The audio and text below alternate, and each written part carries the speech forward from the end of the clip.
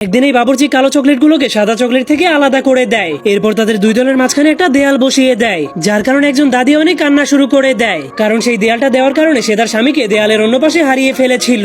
এজন্য তার নাতি তাকে ওয়াদা করে, আমি এই দেয়ালটাকে আজকেই ভেঙে ফেলবো।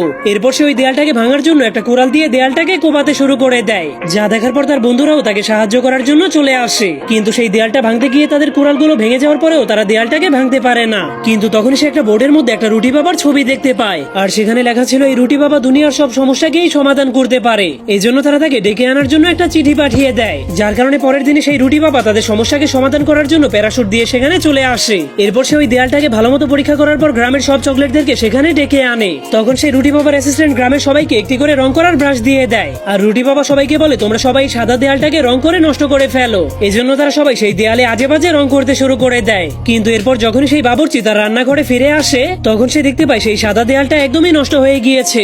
এজন্য সে ওই দেয়ালটাকে সরিয়ে দেয়, যার ফলে সবগুলো চকলেট তাদের পরিবারকে ফিরে পেয়ে অনেক খুশি হয়ে যায়।